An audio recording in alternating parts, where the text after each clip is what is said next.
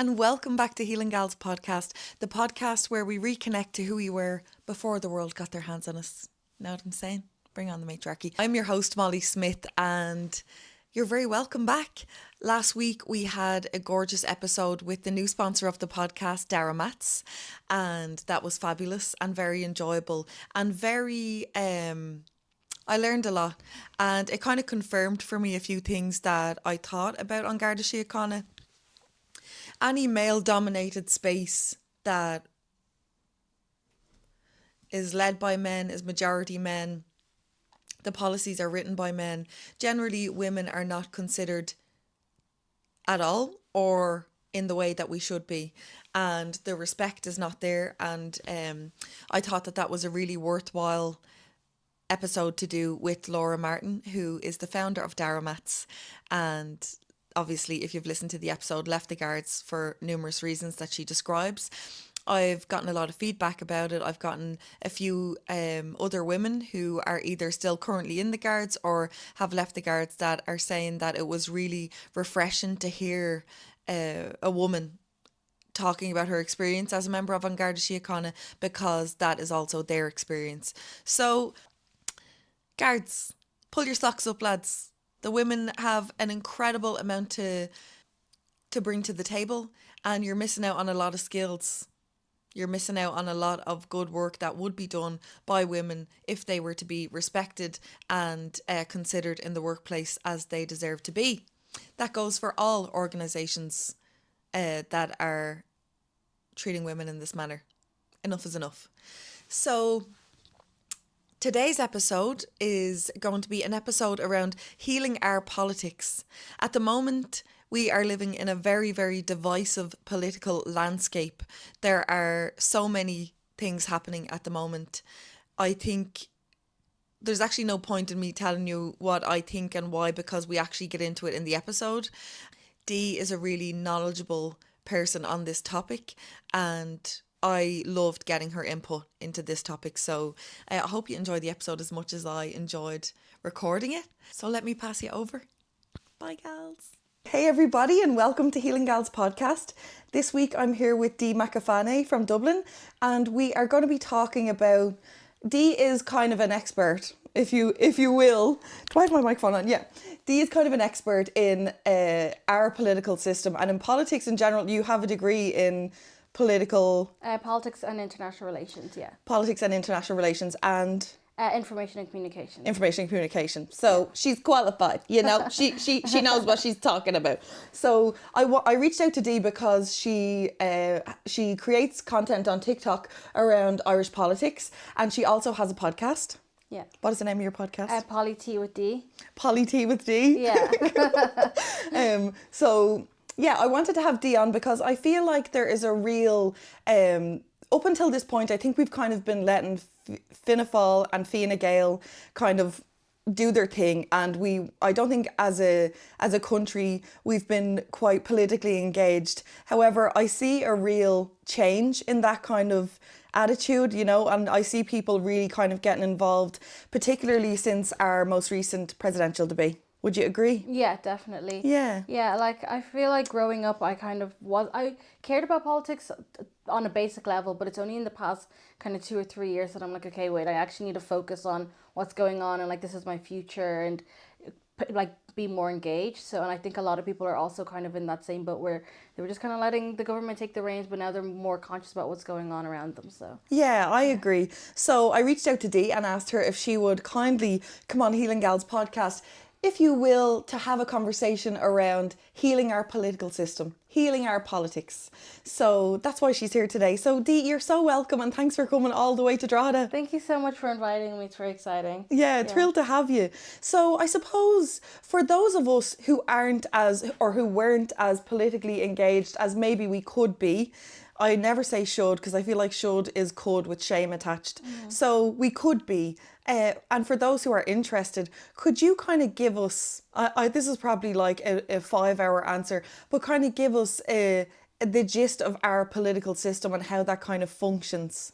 Okay, so Yeah, so every 5-ish years, 4 to 5 years, we have a general election, and then we vote for our TD. So it's not like you're voting for the whole government, you're just voting for your local person. So that's when the posters come up, and you have like, the Green Party, Fianna Fáil, Fine Gael, Sinn Féin, all of those people. So you vote like what's it called, proportional representation. So you vote 1, 2, and 3 based on who you want to see in government. So once those votes are kind of tallied, say, I don't, what would I use as an example? We can say like there's the Dublin Central election happening soon, the by-election. So if we had like Mary Lou, I mean she's already in government. Sorry, let me think of who's actually in there right now. We have Owen O'Canavan who's there. We have Jeanette Horner. So say you wanted to put them two, 1 and 2, they would go in, and if they get enough votes, and they're the one of them will be the next TD in the Dáil. So once all of the TDs are kind of put together from across the country, we then have our Oireachtas, or like the lower house, which is the Dáil. So the Dáil is formed, but then you have to actually decide who's in government. So the government, it basically is done by how many members of the party are actually elected. So for example, Roger O'Gorman is the only person from the Green Party who's in the current government, so he's just by himself. Whereas there's probably like 30 members of Fianna Fáil in there, and then you need to form a majority. So you basically have to decide who can you be friends with in there. So Fianna Fáil and Fine Gael almost always decide we kind of get along to a certain extent, so we will go together, and then they form a government. And usually that's not enough, because say it's 30 of them and 30, like they need around 80 people to form a government. So it'll be Fianna Fáil, Fine Gael, and then they'll have to try and pick from the rest. So in this current case, it's the independents. So there's the independent group, that's like Michael Lowry, and before was the Healy Rays were in there as well, but then they've obviously kind of left in the more recent days. So they'll kind of decide, okay, we're all going to work together. And it's a government in sorts, but the independents and anybody can kind of decide at any point, I don't actually want to be here. That's how the Healy Rays left. They decided, you're only agreeing to vote alongside each other. That's basically what you guys are agreeing to. Okay. And by agreeing to vote alongside each other, you get kind of gifts alongside it. So, for example, the independents, the government, which is Fianna Fáil and Fine Gael, and the independents, Fianna Fáil and Fine Gael, they're the bigger party. So they said, we need the independents, so we will give some of you guys ministerial roles. So some of you guys will be ministers, and then if you an agreement, like, so some of you guys will be ministers, and then the way that'll work is you vote alongside us then. So that's kind of the tit for tat. You're a minister, but you have to vote every way that we want to vote. And that's why when the Healy Rays said we're not voting alongside you anymore, that ministerial role was stripped from them. Oh. So then, well, Michael Healy-Rae resigned himself, but they were going to take that from him regardless. So that's kind of how it works. It's like, I give you something, you give me something else. Like that's how like a coalition comes together. The reason that the left have never really had a coalition themselves is there's just never been enough, really. So Labour have been in government alongside Fine Gael usually.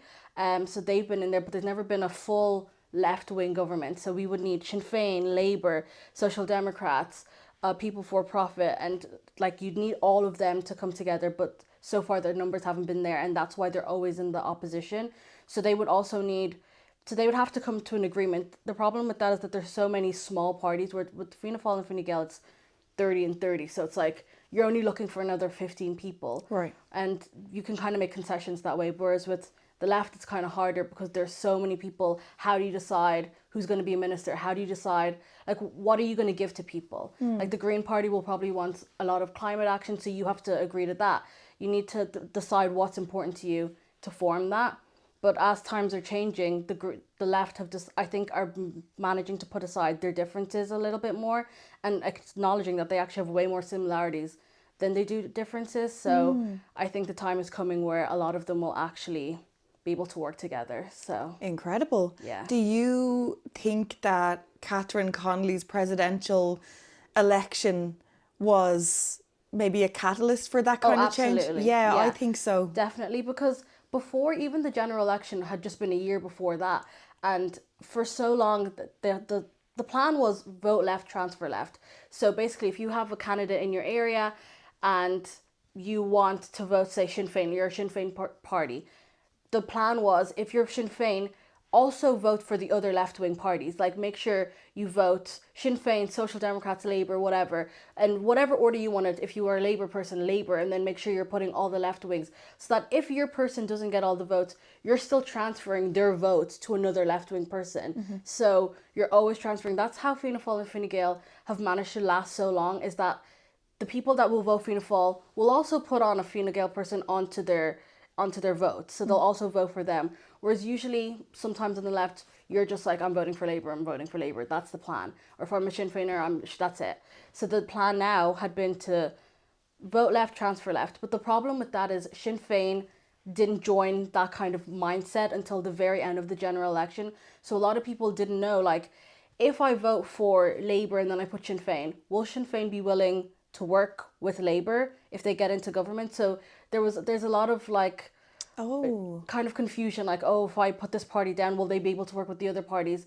Now, since Catherine Connolly has come into the play and all of the left parties have backed her, now there's like a comfort of knowing they can actually work together and they will work together. And there's a new campaign that's kind of launched called Keep Left. So they have a lot of events where all the left-wing party members of the left-wing parties will have conferences. So they had one recently a few weeks ago where all the left-wing members of the left parties and in Galway and Dublin Central, they had events like a music night where all of the candidates that were running in the election all went to one event. They all spoke and they all kind of talked about their differences, but also their similarities, and talked about the fact that they could work together. And it was just like music and just like a catch up. So Did you go? No, I didn't go. I actually wasn't able to, but I had seen like videos from it and I'd seen lots of stuff from it. So they're sharing the content from it on social media and stuff? Yeah, it's all online. So you can kind of see they're kind of really pushing this campaign that the left is on the rise and we are working together. We plan to work together in the future, and really pushing an alternative to Fianna Fáil and Fine Gael.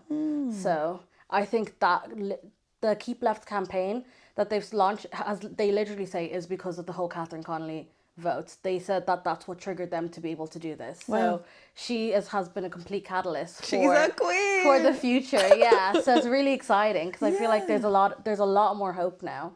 I agree. And I think, do you know something? I think that's really important what you just said. There's a lot more hope, because I think when historically we think politics, when we think politics, we think Micheál Martin and Leo Varadkar and like men in suits, and that's kind of their thing, you know. I think Catherine Connolly really kicked down a door. Absolutely. For all of us to come in and be like, no. Like, this is for the people. Ultimately, this is for all of us. Yeah. So we're actually getting involved now, you know? Yeah, and it was really organic. Like, even the way that young people were targeted, it was very, like, organic. I feel like a lot of the older people are like, we care about young people, but it doesn't come across that way. Whereas Catherine Connolly, like, she seemed like the type of person, if you saw her in a pub, you'd actually want to talk to her. I would definitely, I would make a beeline for Catherine Connolly. Like, you feel like, I remember of TikTok went viral of these two people that were just hanging out in a pub and they just were chatting with Catherine Connolly. Like, she just bought them a drink and like, I was like, that should have been me. Like, I wish I was there, you know? Like, she just seems like a really down to earth and like chill person, and like when she talks to you, it's not like she's talking down to you, like she's talking to you on a human level. Yeah. So yeah, I think that's what a lot of people really value about her, especially young people, because it's like, I feel like people who are older can sometimes come across as like condescending, especially in politics, where she's just like, I actually care about you, period, point blank, that's the end, you know? Yeah, 100%. So. One of the main things that I hear from people is that I wish I preserved their stories. I can't tell their stories the way they did. I can't sing their songs the way they did. Well, that's where Evertold comes in.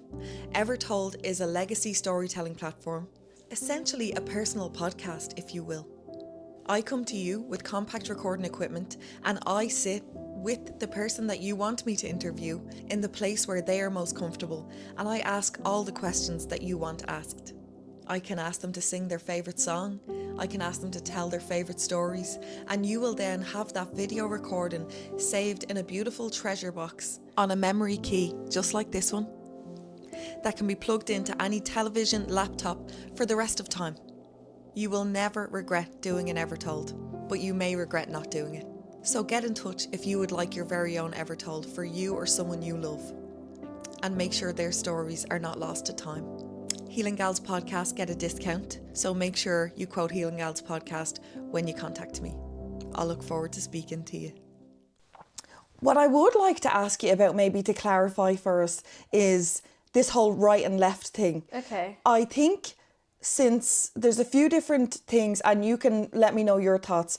For me, I feel like when Trump came into office in America, and there was all of this kind of talk about right wing this, right wing that, right wing pipeline, you know, all of these kind of things. And then we had our presidential election a few years later, and it's all left, this vote left, transfer left, the left wing politics, blah, blah, blah, versus right wing. Then you hear things like centre right and all this kind of thing. So could you, for those of us who are only kind of getting to grips with that kind of language, can you maybe explain that for us? Yeah, I feel like in kind of simple terms, like in my mind, the right side is more like individualistic, kind of like you're by yourself. The government doesn't have to do everything for you. You have to kind of like fight for yourself, and just it's very like an individual. Whereas on the left, it's more the government should be taking care of you. Like that's where the whole like socialism comes into, where it's like the government should be looking after you. It's more of a social aspect, like social ownership rather than, you know, private ownership. A lot of like private businesses, and like that's who we're like on the right, that's who, or not even on the right, just on the center right, that's who you'd be catering for. Kind of like these big businesses, it's more the focus is money. How can we make money? Whereas on the left, it's usually like how can we make sure that our citizens are able to live in a house, like can afford to live in a house, can afford to pay their groceries, can afford to do all of these things. It's not more about how can we as a country make money. It's how can the citizens kind of survive. But that was before. That was kind of like the most basic, like left and right. You could be friends with someone on the right back in the day, because it was very like most people would be like moderate or moderate right. So it's kind of like, oh, I just believe like, you know, you just got to pull your boots up and just get to work, and you can just hustle hard. And that's kind of the mindset of the people who would be like center right. They don't want handouts, as they would say, you know, they don't really care about a welfare state. That's what I feel like it used to be. But now I would argue that the whole left and right thing has become like way more polarizing since Trump, because it's more, you know, nationalism and kind of like, and in our case would be like Ireland is only for the Irish kind of thing. Like that to me would be right wing, where it's we can only look out for ourselves. We can't help other people. There's no need to help other people, and it's not fair that we are helping other people. So it would just be really, that's kind of, I would say, where the split is. So the right would be really like, and there would be other things, you know, like, you know, abortion, like these kind of like social issues would also always be classic, like on the right. So abortion, like being pro-life, that would be right. Being pro-choice would be left. Gay marriage, a lot of people on the right would be opposed to gay marriage, whereas on the left you would be pro-gay. It's more just kind of like the being able to choose for yourself, I would argue, is more like a left-wing mindset. And even religion kind of coming into being on the right as well. Like for on the left, it's usually like you can be kind of, you don't have to be like religious to be on the right or the left. That's not necessarily the thing, but like the morals that come from the church, I usually would associate from being on the right. Like even the abortion and gay marriage, like that isn't a thing that just sprawl from thin air. That's been passed down from the church. Even if people don't think about it, that's where it usually comes from, those kind of mindsets. So that I would classify as being kind of right wing. But I think now a lot of it, the right wing to me is like a lot of nationalism. It's just kind of like, this is it. Like, this is my country. This is like who we should be fighting for. It's only Irish people. I don't really care about anybody else. And to like a dangerous degree, you know, the protests, like that's why there's always anti-racism protests to counter these protests, because it's usually not just like, I care about my country and like I want to be able to afford a house and I want to afford these things. It's very like these people are taking from us, you know? So that's where I would kind of classify the right as like this idea that the people that are coming here, like immigrants or whatever, are taking something from you, when actually it's not that they're taking anything from you. It's that you're not being provided what you need to be provided by the government. Yeah. And they're using immigrants as a scapegoat. So I think that's kind of like where the left and right issue has exploded, because I think before it used to be very, like, you wouldn't even really care about somebody else's politics, I feel like, like 10 years ago. And you certainly wouldn't hear things like left wing, right wing. Yeah. Like maybe you would, you can correct me if I'm wrong. I never heard it until kind of Trump. Yeah. I feel like Trump has been like the most polarizing person in the world. You know, Yeah. he's after like generating a lot of division, a lot of hate. I can't believe we're living in a world where there are people looking to him for leadership. Yeah. You know, Yeah. um, And like he would be like a fascist. Like he to me would be kind of like Hitler-esque Mussolini, where it's just kind of like America first is like his idea, like America first, and anybody who even tries to get in the way of that, bomb them, kill them, get rid of them, basically. Like that is his mindset, and that's been the mindset of other leaders like him in the past. So I think a lot of this is like history is repeating itself, and the reason I feel like it feels more harsh than I would have felt back in, you know, World War II is because we're seeing it all online. We're not supposed to know what everyone around us is thinking. Yeah. Like it's really overwhelming, but because we are, there's so many conversations happening all the time. Like we just know what's going on in every aspect of the world, what the politics of is in every aspect of the world. So I think the reason Trump seems as big as he is because we have so much access to him, and we know every thought he has, we see it online. Yeah. Every comment he makes, every law he passes, every idea he even has. Like if he thinks something, he'll tweet it, and now we all know about it. So I Yeah. think that's why his impact is spreading further than just the US. Like he like controls a narrative across the world, which is really, really dangerous. So dangerous for one person to control that, but for it specifically to be him, with the level of like, if we're I always kind of relate some things when I'm speaking about some man who's behaving in an unhinged manner. I oftentimes think of like Britney Spears, you know, like Britney Spears shows any sign of decline in her mental health and it's like, lock her up, put her in a conservatorship. She's not sane, she's not making good decisions. And it's like, have you seen the White House? I know. Has anyone seen what's going on in the White House? Why is Britney Spears in a treatment facility and Donald Trump is running the world? I know, like it's weird. Like people always say women can't be leaders because we get emotional. Anger is an emotion. And people just completely forget that. Like Trump is as emotional as I don't even like comparing him to a toddler because that's offensive to toddlers. Like he's really like so unhinged. And like the idea that he's not like that women are more emotional than men when we have the most emotional man leading the free world is very insane. Yeah, 100%.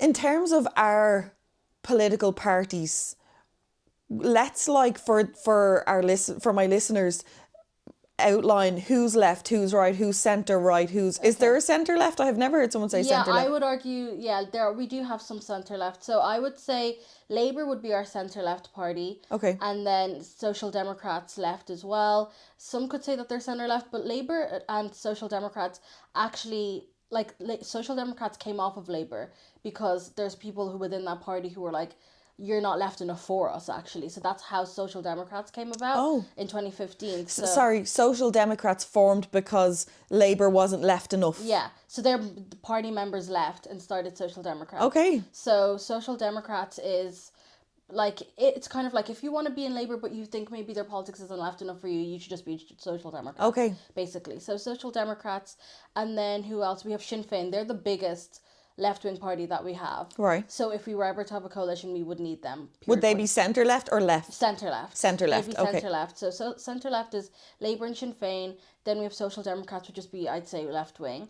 And then moving more left wing, we would have People Before Profit. I'd say they're definitely our most left wing party out there. Period. Like the most left wing. And then we have Green Party, who I would also argue is actually centre left, because even though they do have a lot of like strong policies around climate change and stuff, and they usually like they're on top of the conversation around housing and you know, their climate change isn't their only thing, basically. Like they do actually have a lot of policies related to housing, healthcare, public transport. So I would still put them kind of like centre left wing. And then on the other side we would have centre right would be Fine Gael. And honestly, they would be just more centre to me. I mean, back in the day, they would be more centre, but now I actually would just say centre-right Fine Gael and centre-right Fianna Fáil, though Fianna Fáil would be a bit more to the right than Fine Gael would be. Yeah. So it's kind of like, I'd say a lot of middle-aged people would kind of lean more to Fine Gael than Fianna Fáil. Like, I feel like Fine Gael is very, like, old school. Yeah. Like, they're, like, during the abortion referendum, they were the party to say no. They had to, like, there was a lot of compromises that had to happen for the government to even put forward that referendum while Fianna Fáil was in government. Wow. So, so Fianna Fáil would be right. And then we have Aontú is a difficult one, actually, because their policies are left-wing, but their social policies are right-wing, I would argue. So they're very, like, more social housing, you know, they like more public health care, those kind of things. But then when it comes to gay marriage, absolutely not. Pro-life, absolutely, like, that's their thing. Kind of like women should be in the household, very type of thing. Like, they would not want to, if you use the word feminism around them, they wouldn't even want to hear it. You know, like, that's their kind of angle. So they're a very split one because, you know, you wouldn't even, like, if you wanted to go to Aontú for their social policies, then I guess that's your thing. But if you care about, like, public housing, Guess that's your thing. if that's your thing, then sure.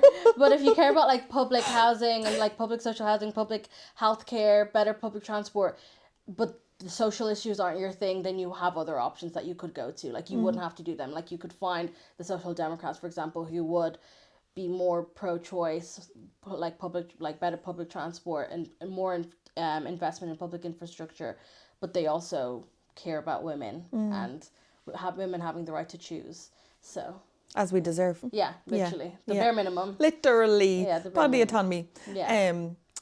I something struck me when you were speaking there. I wanted to ask you about, like, what do you think about when you said the word feminism, and, like, if you say that word around someone from, like, Aontú or whatever, you know, I had a conversation recently with a fabulous woman, and we were talking about the word feminism and how when you say that around some people, it's straight away it's an eye roll and you know, whatever. And my point of view on this, and I'd love to get yours, is that, like, I feel like number one, I feel like people are redefining words that already have a definition. They're giving feminism a definition that is not the one that's in the dictionary, nor is it the one that we have been working from for a long time. I feel like they have fallen for the, you know, narrative or the talking points of people who don't want feminism and have convinced them that feminism is something other than what it actually is, which is equality equality between the sexes, you know. If you have a son and a daughter, do you want both of them to have the same access to education, safety? Do you want them to have the same access to jobs and the same pay? And if you believe in that, then you believe in feminism, you know. And it's my belief that we're all born feminists. Like, when you see kids playing together, they don't have this political thing until that's socialized into the population, you know. When we come out of the womb, we think that baby deserves the same rights as that baby and that baby and that baby, regardless of gender, you know. So I had this conversation with this woman, and she said, like, how do we convey to people that, like, when we say feminism, we're not like these angry, and I was like, first of all, I am angry. I am angry. Like, I got a lot to be angry about. But I know what she means, you know, like, she's talking about, like, when you hear the word feminism, you think women burning bras, you think women that hate men. And then it led to a larger conversation around, like, what I was just talking about, redefining that word. And I said to the woman, her name was Niamh, I said, I don't choose to give the word away to something that isn't true. And I don't think that people should get to redefine words. So when I'm in a conversation with somebody around feminism, and they're, you know, and I'm like, oh wait, do you not understand what is feminism to you? Yeah, what is that to you, that there's this reaction, genuinely curious, like, and then they say, oh, it's women who hate men, whatever. Oh, you just don't understand the definition. You've missed the definition. Wherever you've gotten your media or your content or wherever your education was or wherever you grew up, you've gotten the wrong definition, because that's not actually what that word means, you know. There's negative connotations attached to it, but I didn't put them there, and I don't subscribe to them, you know. And I'm wondering, in the realm of politics and in your world, you know, like, do you see a lot of that? Like, first of all, with the word feminism, but redefining words in general. Yeah, so I feel like with feminism, like that's a great point because I actually did like my minor in social justice, so it was all around gender studies. Oh, So cool. before, like when I would think about feminism, I was like, yeah, okay, equal rights for men and women, but I was like, this doesn't even go far enough because sometimes I would think like, what is a woman to somebody, and like period point blank, but also like, am I in the same conversations? Like we're talking about equal pay. A lot of the conversation for feminism would be like equal pay for women, but I'm like, well, if you look at the stats, black women and white women aren't even being paid the same. So are we talking about equal rights for white women and white men? Are we talking about equal rights for all women? Like, what's the conversation around feminism? So when I went to college and I learned about intersectional Gal, you feminism, took the word. I was like, we're going to get on to intersectional yeah, feminism. Yeah, that's yeah. when I learned, and I was like, okay, this to me makes a lot more sense. And I'm like, it actually isn't that complicated. And I think a lot of people would feel comfortable calling themselves a feminist or an intersectional feminist if they understood what it means. Like, the thing is, feminism benefits all of us. Like, Yeah. the patriarchy does not support anybody. Men struggle under the patriarchy, the idea that they have to be strong and like this even masculinity, like you can't cry and you can't do all of these things. Like, how does that benefit you? Feeling like you have to be the provider of your entire family, and if you don't provide, you know, You have no you've no value. value. Yeah. Like you're nothing without that. You like also like the idea, like all those things, like men don't even get I always see this meme like men don't get flowers until it's like their funeral or something. Like the idea that we should like be men should be able to be vulnerable and receive these things in real time. Like it shouldn't be at the very end of their life, but there's just so many things that the patriarchy doesn't work for anybody, Agreed. you know. So when I like learned about intersectional feminism, it's like if the person on the bottom end of this kind of ladder, like say we could say like a trans disabled black woman, if she has all of her rights and life works for her, it works for everybody. Yeah. There's no like, it's not about taking things from anybody. Yeah. Like I don't want your life. Like I just want us to live our lives equally. And if everybody has a comfortable life, then we all have a comfortable life. So I think if people understood that I'm not trying to take anything from you by saying that I want more rights, I'm not saying I want you to have less rights so that I can have more rights. I'm just saying we should have equal rights. So I feel like from that side, I feel like if there was just a conversation around that, and I don't know, I would argue that these conversations need to happen in school. I And agree. I think people should be learning this from like kind of a young age. And I think that's where politics even comes into play because to do something like that, you would need policy change. You would need the Yeah. government to come in and say, we want to change the like sex ed curriculum. But to do that, you need to convince parents. So then you have to have these conversations with parents and teach them like, we're not telling your son like, you know, you can't do this and you can't do that. We're just saying, okay, well, when a girl says no to you, that's okay. Like you don't have to now keep pushing and pushing and pushing. Like these boundaries work for everybody. You know, like if a woman has boundaries, you also have boundaries. You can say no also. Like I think we have to kind of have that conversation just as a country in general. Yeah. Um I think that's an so excellent point. You're not taking rights from someone to give them. yeah. It's not like a finite amount of things that Yeah. like are being dished out. We could be working towards rights for all, Yeah. and we will all be better off. And you won't be better off because they got more rights, and Yeah. they won't be, vice versa. Do you Yeah, know? but like even Yeah. like someone like someone with a disability, like if we had accessible public transport that was free for everybody, especially for people with disabilities, and like we had accessible transport, like you know ramps everywhere, places that people everybody can get, then that would benefit all of us. One, because you're fine now, you're able bodied now. Who knows where you'll be in 10 or 20 years? I feel like people kind of have this idea that the life that I'm living now is the life I'm always going to live. You don't know where the life is going to take you. Even housing and things like that. Like, okay, you can afford a house now. Who's to say you won't lose your job and now you don't have access to housing? If you had a government who had adequate social housing, you wouldn't have to have that pressure on yourself at all times. So I think a lot of the things that we in our mind think aren't political and aren't even tied to feminism and all these things, everything is all interconnected.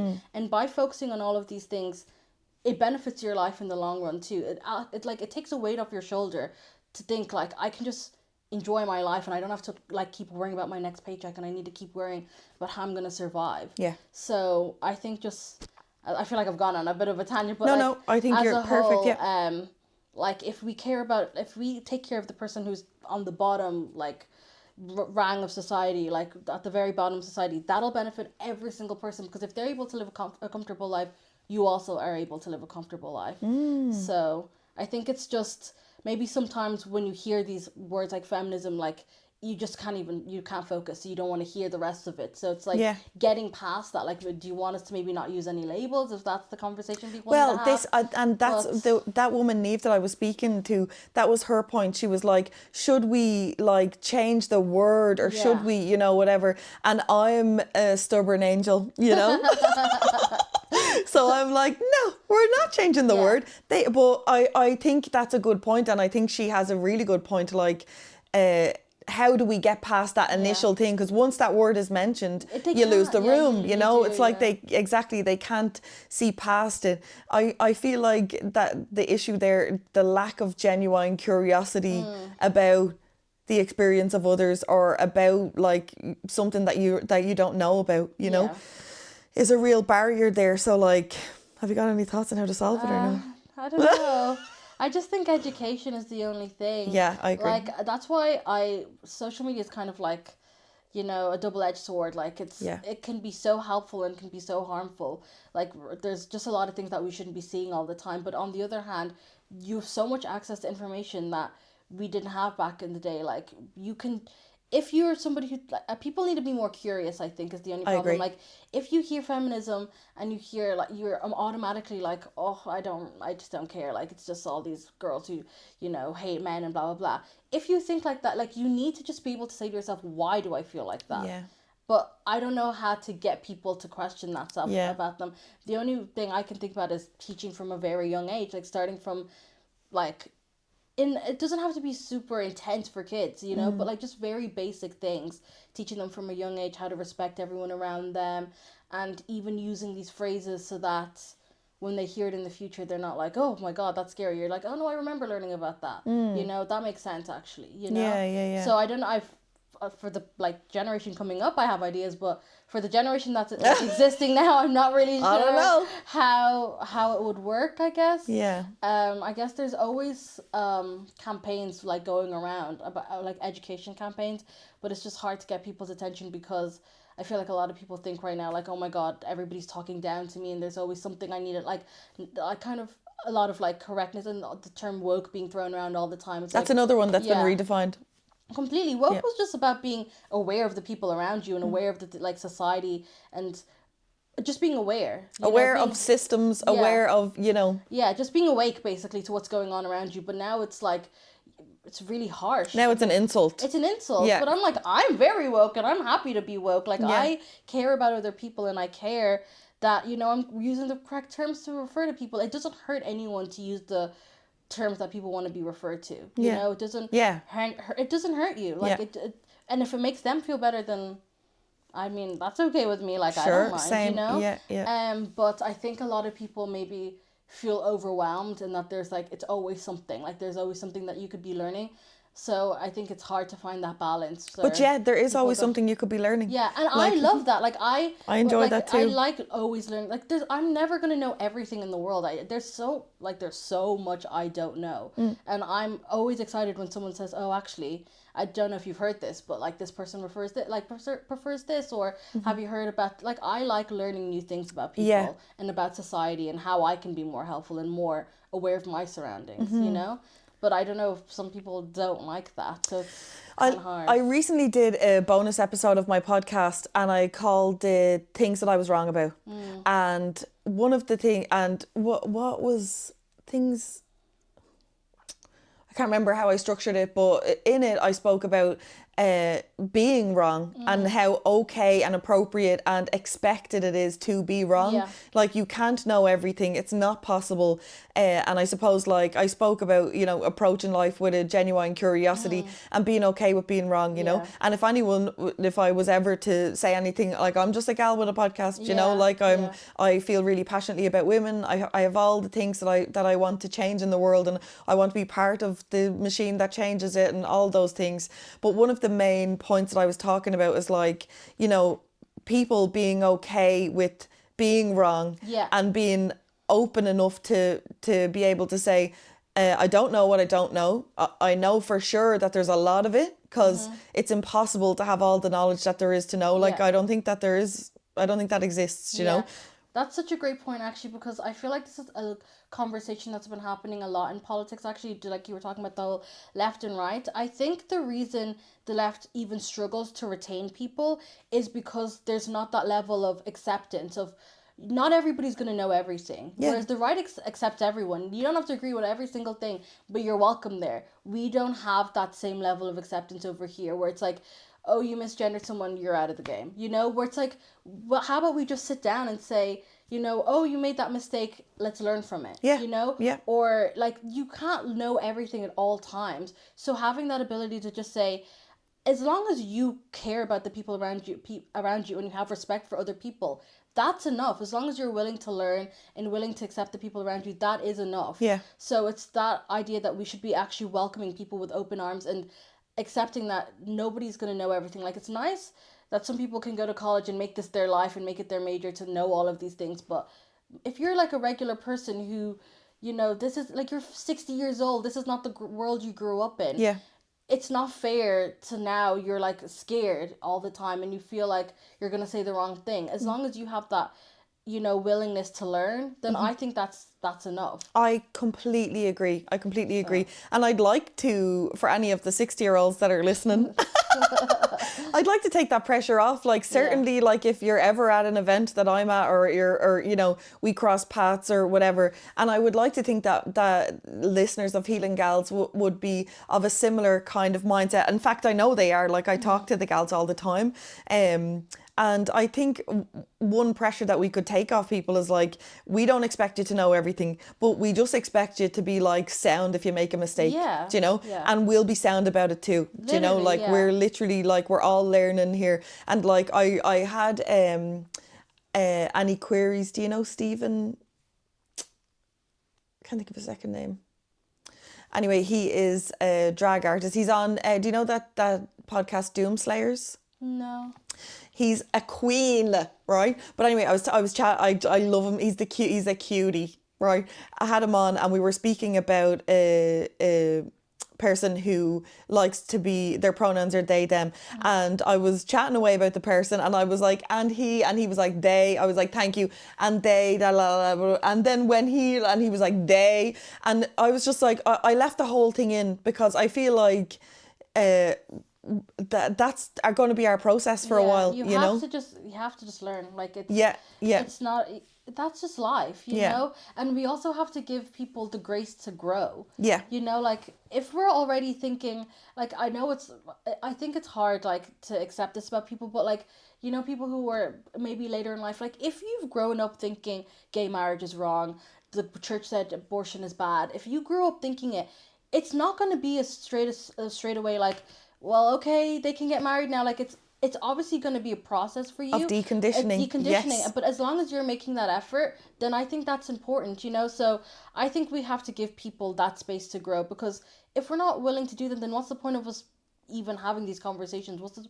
point of trying to educate people if you're not going to let them be educated? Yeah. You know? Yeah. So yeah. I think it's just a process. Mm-hmm. So I think we just have to be like as accepting as we want other people to be. I agree. So. And I think that's a good point. I think it might be useful for people to kind of take on, like, I'm still in the process of forming a thought on that, you know? Oh, I love to admit when I don't know something. Yeah. Like, I feel like that's, because I don't know a lot of things, you know, but I feel like I've seen your CV, gal. It's few now. But, you know, a lot of people, I think, just when they don't know something, they'll just keep talking, and I'm just like, but you don't know what you're talking about, you know? Like, it's okay to just say, I actually don't know that. Yeah. And like, can you tell me about that? Or I'll read about it later. I'll watch something about it later. Like, it's okay to not know something. Mm-hmm. It doesn't mean anything about you. It just means you're on a journey. Yes. You know? So, yeah, exactly. Correct. Before we continue, let me tell you about our sponsor. This season of Healing Gals podcast is sponsored by Daramats, a brand created by a woman who, like so many of us, reached a point where she could no longer live in survival mode. She came from a high-pressure frontline career, constantly switched on, constantly giving, and she didn't just walk away. She rebuilt her life around regulation, healing, and coming back to herself. And Daramats is an extension of that. Daramats aren't just yoga mats. They are a soft place to soften, They are an anchor point to bring you back to yourself during your day.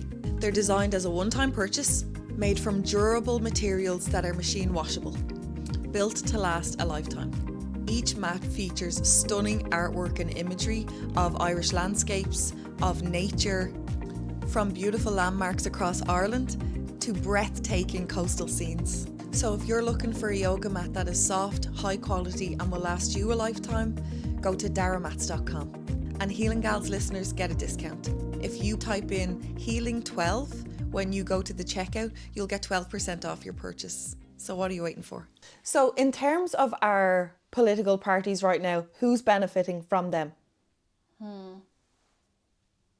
Like in society, like who's benefiting from the policies of Fianna Fáil, Fine Gael? Yeah, who's benefiting? Landlords? Anybody like people who make a lot of money are always benefiting, because these are even thinking about the current government, landlords make, I think, about 11% of our current government are landlords, or people in the dollar landlords. So it's like, or even more than that. So it's like, obviously when you're making policies that affect you. Yeah. You know? And the thing is, when you're in government, you should be thinking about the broader picture. You shouldn't just be thinking about yourself. Like, you're elected to represent your constituents. So that's everybody from who makes no money, who's living on social welfare, to whoever makes hundreds of thousands. You're supposed to be thinking about everybody in that. Yeah. Whereas they don't. They think about the people who are making similar money to them and making things that they can benefit from. You know, because also for a lot of these people, government is a stepping stone to the future. Like even Pascal Donoghue, who left, he was Minister for Finance. Finance, yeah. And then now he works at the World Bank. So now when you think about stuff like that, you're thinking,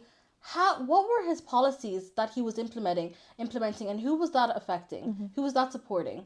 The World Bank. It wasn't that he cared about the people of Ireland. He cared about, oh, well, I'm going to be moving soon, so what can I do to give myself a leg up? And that's how these policies kind of come about, is they're not thinking about you. And that's kind of like the hard reality, is that they just aren't thinking about you. And sometimes the problem is, like, the people that have been voting in Fianna Fáil and Fine Gael, for a while you were their concern, and you have been for a while. But even the farmers and things like that, like, they're the type to vote Fianna Fáil, especially, and the independents. They're the type to vote these people in. And then it gets to a point where you realize, oh my God, they actually don't care about me at all. And that's how the fuel protests happened, because they're now waking up to the realization that a lot of people have had. They're like, oh, okay, they actually don't care about me at all. And the only reason that they've started waking up to what you wanted was because you locked down the streets, you know? So I think the government kind of care about the people who line their pockets. You know, the vulture funds that are coming in and buying up all these apartments, because the government are like, they are capitalists at the end of the day. They're always thinking about how can we make money. So they don't make money from social housing, but we would do well with social housing, their citizens. But how do they get money from that? Yeah. They get money from vulture funds coming in and the tax that they pay. They get money from all the, you know, pharmaceutical companies that come in and the tax that they pay, you know? And you would think that trickles down to the people, but it doesn't a lot of the time. It's not. It's not. That's the problem down, at the moment. You Yeah. know, so you hear these things and you hear the government say, well, we need to attract these people for investments, and we need to attract them because, you know, this is how we get our money for social welfare. This is how we get our money for everybody to live the lives that they want to live. Yeah. But then how is that true if people can't afford their rent, if they can't afford their electricity bills, if they can't afford their gas bills? And like, we also have like data centers that are taking up so much water and so much electricity and so much data, but we're the ones paying for it. These data centers aren't paying for the amount of electricity that they use. We're paying it for in our taxes. But it should be the other way around. We should be the ones getting the benefit from the taxes that they pay. Yeah. We should be in a trickle-down economy, and we're not. We're not getting the benefits of all the money that the government are bringing in. So I'd say the people that are benefiting are the people who are in a high enough tax bracket that the money that they're getting and paying in taxes, it's chump change to them. They don't really care at that point. Whereas for us, the taxes that we pay, it takes a lot from us, and we're not even getting the benefits from that. Yeah. You know? Yeah. Yeah, 100%. If, say, Social Democrats, Labour, Sinn Féin, People Before Profit, and a kind of our left-leaning independents were formed a government, Yeah. is it possible? Oh, it is possible. Okay. It is possible. Like, not right, like, we would have to wait till the next general election. Yeah. But I think with the way the tide is turning, it is possible. The only thing I'm worried about is the possibility that these people that usually vote Fianna Fáil and Fine Gael, they're not going to the right. They're going to parties like Aontú, and they're going to the kind of righter wing independents. So it's Okay. kind of figuring out a way to say, they actually don't work for you either. Come to our side, Yeah, you know? yeah. So, So if they were, when, yeah.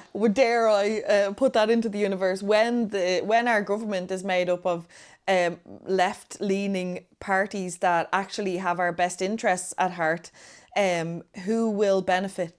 Everybody. Like, it benefits the people who even make a lot of money. Like, I know they're always worried, like, oh, we're going to be taxed out of oblivion. But I'm like, unless you're making €1 billion a year or something, you should be okay. And, like, you actually should be paying your fair share. Like, if you want to live in a society, you pay your fair share. But that's, like, how taxes work. You pay your taxes, but you get something back. You can go to a GP for free. Like, Yeah. that should be how it works. You go to the GP. We have a public health service, but I remember I broke my arm, and I had to go to the hospital to, like, have a checkup. I had to get an MRI. They're like, you're going to be waiting 2 years for that MRI. But it's like, my arm's broken now, though. Wow. They were like, can you go private? Like, that's not normal. I pay my taxes. My mother has paid taxes since the minute she came to this country. It should be a situation where if I'm in pain and I need help, I go to the doctor will see me. It shouldn't be, can you go private? Because then what am I paying my taxes for? What are the taxes for? What are they for? Yeah. What am I paying taxes for if I can't even catch a bus? Why is my bus not coming on time? You know, why is there no bus in my area? Why do I have to rely on a car? And then now the amount of fuel that I'm paying is extortionate. The amount of insurance that I pay is extortionate. Your car breaks down, you're paying all this money to get it fixed. Like, what are you paying for then? Yeah. You know? So if you're in a left-wing government, the taxes that you pay are going back to you. Yeah. You know, you're like, one of the things the Social Democrats, they have is like, as a non-negotiable, I think, if they were to go into government, is that they want a minister for disability. Like, we have junior ministers for disability, but they want like a senior minister for disability. So that would be a big thing. Wow. And then also Sláinte care is one of their kind of things that they want, which is something to mirror the NHS. So that's more access. Like, you know, the way here, like, you need a medical card. Yeah. But even the people who qualify that's pretty slim to none. I remember I was a student with no job, and that was it. I couldn't even get a medical card, and I'm like, who's qualifying for this? I don't even make any money. And they like take into consideration how much your parents make, but a lot of people aren't living off their parents. Like, you get to a certain age and your parents are like, I can't help you. Yeah. And that's just the reality for some people. So we Certainly, and I was in the same position when I was in college. I actually wasn't living with my mum. I was living in a private rented house by myself. I was receiving rent allowance at the time. I was on a one-parent family payment because I had my daughter when I was 18, living on my own, paying for everything myself. My mum was living in her own house, but she had a huge mortgage. So she didn't have all this disposable income, but I didn't qualify for a grant because they were, same way as you didn't qualify for a medical card, because they judge you off your parents' salary or whatever, but your parents' circumstances are not They're not yours. they're not mine, and my mom's certainly not giving me an allowance. I'm a parent myself. Yeah. Do you know? Yeah, it's really, a lot of these things, it's like, it's living off the assumption that your parents are, like, you're living off of them. Isn't that such a which is Fianna not, Fáil? it's not fair. No. And it also doesn't Or take, accurate. It's not accurate, and it just doesn't take into account the fact that our parents are also struggling. Yeah. You know, so it's not like, you know, we turned 18, we also have part-time jobs or like full-time jobs, and like we can all put our money together and survive. That's not how it works, and it's not how it works for a lot of people. So, and like, obviously, and I think it's also part of the idea that it's normal to now live at home. That is not a normal thing. Unhealthy. It's very unhealthy, and it's very, like, it's not even in like an economical sense, but just as a sense of self. Yes. And like a lack of independence, and the fact that, like, I'm 23 now and I've only ever lived with my mum.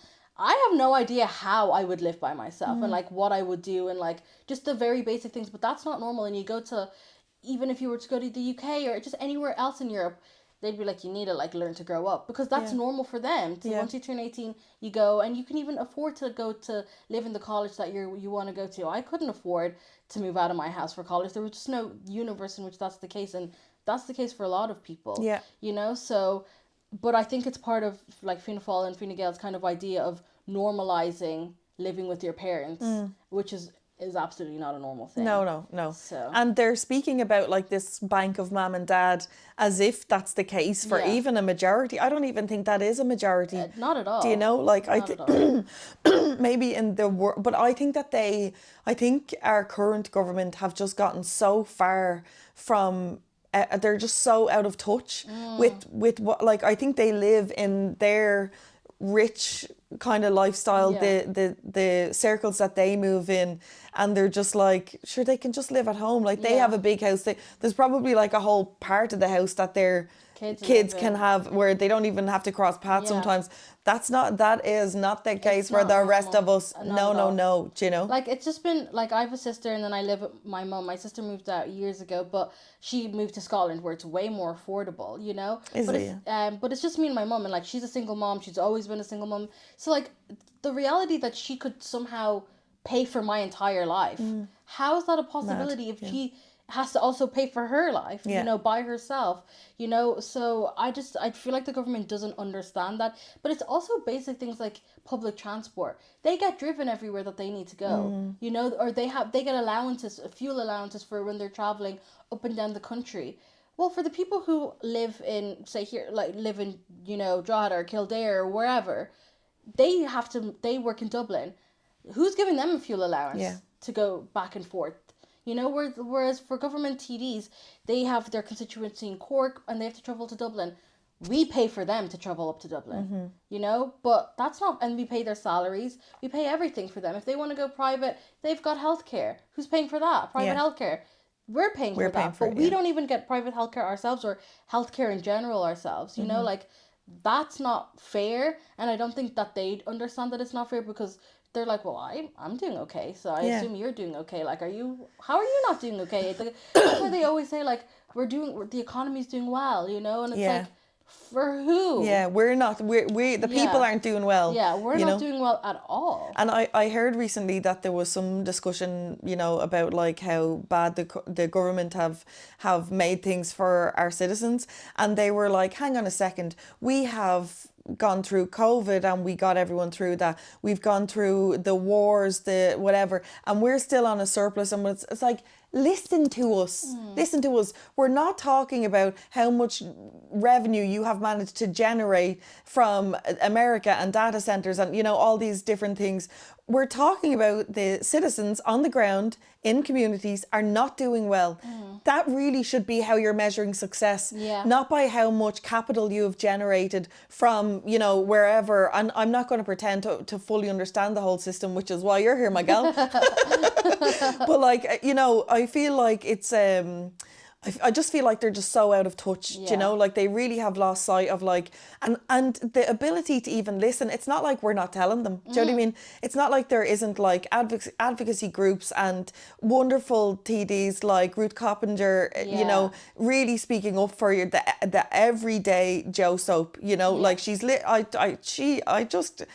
going to try and get her on the podcast. I feel like she has her finger on the pulse. Yeah. She knows what we're all going through and she's saying it directly what we're going through, do you know? I always call her a friend of the pod, like whenever I talk about her, because I'm like, I bring her up so much because every topic I'm like, and this is what she had to say, because what she has to say is what we're all thinking, you know? Yeah, she's great. And I recently, she was speaking to the Minister for Health.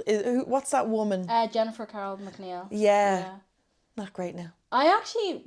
What's crazy is she actually is in the constituent, like, is near me in Dublin, like, Right. and I did politics in secondary school, so I actually reached out to her for my politics project, like, me and my friends, and she was just a counsellor at the time, and she was so helpful to us. Like, she got our help because we needed to get in touch with the counsellor, and we needed to, like, do a presentation, so she set up all of this, and I remember thinking, God, like, I can't wait till I'm old enough to vote for her.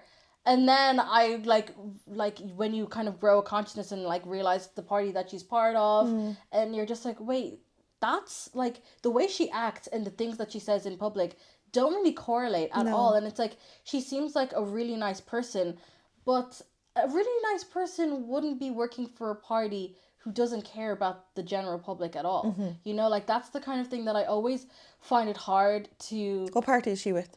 Fine Gael. Fine Gael. Yeah. So I always find it hard to kind of like detach like the politician from the party sometimes, because I'm like, you seem like a lovely person, but I'm like, I don't understand why you would be part of that party and help them kind of carry on the mess that they've been working on for years and years and years, you know? Yeah. And like, even now as Minister for Health, I'm like, you're so nice, I met you, but you're not a good Minister for Health, you know? Yeah. And like, it's just really hard to like detach those kind of personalities from the actual politics. But Ruth Coppinger recently brought up with Jennifer Carroll McNeil that about the misogyny and just like the really bad situation in our National Ambulance Service, which is like, what in the world? Dangerous. So dangerous, you know.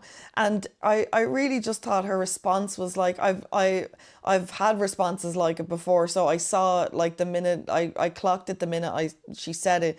But she just kind of said to Ruth Coppinger like, and I want to note, or I just want to say that we know that you bring up cases of misogyny all the time, you know. And it wasn't like thank you for, or it was just like, this is your thing. You do this all the time. I felt it was very, and I was just like, oh. Like so dismissive. Yeah, dismissive. You know? And it's like, you're a woman. Like, does this not bother you in any way, that the idea that women are being treated like this for no other reason that they're a woman? Like, this doesn't bother you in any way? Like, I watched the response and I was like, this is just such a typical response. It's like, yeah, I guess, like, misogyny exists, you know, and, like, thank you for bringing it up, but you know that she doesn't actually mean that thank you. Not at all. It wasn't even really a thank you, you know. A thank you. It was more of like a, I just want to like know that acknowledge you said that it's said. Okay, what does that mean? Exactly. And Ruth was like, "Are you going to investigate it? Like we've just discovered our National Ambulance Service is not safe for women, and actually there was other practices. It's quite patriarchal, so it's not really going to be good for men either. Yeah. However, you know, the intricacies of that are what they are. And she didn't answer whether she was going to investigate it or not, which is like a no, obviously. Like, she's not going to investigate that. But, like, you know, I just find it... You know what's funny about that is, before, like 2 weeks before that was the fuel protest, and she made it a point to be like, the men and women in the ambulance service are struggling so much because they can't do their job because you guys are blocking the roads and you're doing all of these things and all they want to do is their job. And she was really advocating for them there. And then it's like, okay, but... where are you now? Yeah. Where are you now? They want to go on strike because they're not getting paid enough. Where are you now? You were happy to use them as like collateral to further your point, but you actually don't care about them at all. Yeah. Like I feel like sometimes the government are just using buzzwords or using people as an example to be like, look how great we are, but that's where it stops. They don't actually want to support the people that they're using. Yeah. They don't seem to be genuinely passionate about anything. It seems to be like just a lot of sound bites and, you know, I think they consult ChatGPT or they, you know, talk to people who are knowledgeable in some fields or something and get like, what would be the right thing to say here? But it's not actually like, okay, well then let's get a policy to reflect what the people want. Do you know what I mean? Like, I find that really annoying because there is examples around the world, which brings me to Zohran Mamdani. Oh, I love him. Oh my god. A king. I like when he was running like every day I was like, when will we get ours? Who is going to be that person for us? Like, also the doll is very old. Yeah. Like the people that are in there, like we do not have a lot of young people. We don't have a single person of color in there, first of all, but we don't have any young people in there. There's no one for us to even be like, that's our future. Yeah. You know, like we don't have anything to think like to be like, okay, at least hope isn't all lost because this person's going to be there for the long run. We don't have that. Yeah. I think we've one guy who's pretty young, Barry Hennigan, and he's not great either because he just votes along with the government. And he's like 26 or something. And I'm like, you, like nothing they do benefits you, but you still vote alongside them, you know, for your political career. That's it, you know? So I'm excited for us to finally have our own Zohran, but please in the near future, any candidates, please come forward. Somebody. Yeah. I think that's such a I don't know. Do you listen to Louise McSharry's podcast, The Catch Up? Catch Up with Louise McSharry. So I speak about it sometimes on Instagram. Like sometimes she says things that like I'm like, girl, I totally disagree. No. And I'll talk about it on my Instagram stories or whatever. But I love the podcast. It's a great podcast. And she kind of catches you up on like news entertainment, politics, and now she's after starting doing reality TV. Anyway, I can't ever tell someone about something without giving the full context, because that's how my brain goes. Fair. But around the time of the presidential election, she was having leaders of the different parties come in to get to know them, speak on their experience or whatever. And or maybe it was after the presidential campaign, because I remember she had Holly Cairns in, and Holly Cairns was speaking, am I saying her second name right? Yeah. Holly Cairns was speaking just kind of about her history, how she ended up getting into politics, etc., what she's passionate about, and she's the leader of the Social Democrats, for those who don't know. And you're like, you're telling me, girl, I got the degree. But basically, like, my point is, I think Holly Cairns is a great, she's not Zohran Mamdani, but like she's so nice. She's great. She seems like competent. She seems genuinely passionate about what she's speaking about. She seems to really believe the things that she's saying, which always comes through. You can like tell. we can tell when we're watching Micheál Martin and them talking. We're like, we know you don't believe what you're saying. Yeah. We know you don't believe what you're saying. Yeah. You know, and then every so often they let them say, you can tell that they're just kind of looking for the right kind of what's clickbait, what is the like the right line to say to plumaz the masses, you know. But on the podcast with Holly Cairns, when she was on the Louise McSharry podcast, she was speaking about how, like, if you feel passionately about these things, get into politics, you know. Have you ever considered it? Yeah, people always say this to me, but I think, like, I like talking about it, and I think maybe in the future that it could be a possibility. I just think like the way the country is now, I'm scared to be that person. Same. Just because, one, as a black woman, I'm like, I don't think I can take the scrutiny of constantly being, you know, attacked for things I can't control my race, and I can't control the fact that I'm a woman, you know, but that would be a lot of the talking point, like a lot of racism, because there are people that run here, like, that are people of color, but the amount of abuse that they get online is, like, you get a lot of abuse being a politician anyway, but it's quadrupled if you're a person of color. And I'm just like, I don't know if I can do that. Even just posting on TikTok, I get hate, and I'm just like, I'm just a girl who's posting on TikTok, like, you don't have to like my stuff. So I'm like, I can't imagine if I was to actually run for anything. Also, I get anxious, so I'm like, I don't know if I would be able to handle, like, the whole public speaking, and just all of those things. And I kind of just want to use my youth to be young, you know. Hey, yeah, like, I'm just, as you I kind of want to be outside. Like, I don't know if I want to be in the doll chamber. Like, you might see me in the club maybe instead. Like, I don't know if that's gonna be my thing, you know. Like, I maybe just, like, settle down. But I'm like, no, I kind of just want to, like, beach days with my friends and all that kind of stuff. But, like, maybe in the future, I think it's definitely something that I would consider, because I do think, like, tides are changing and people do kind of want to see themselves reflected up there, like, in the doll chamber. So I would want to be that somebody for, like, maybe a little kid, like, who looks like me, to be like, oh, you know, she's kind of going for it. But just not now, I think. Yeah, fair enough. That's fair, gal. That's fair.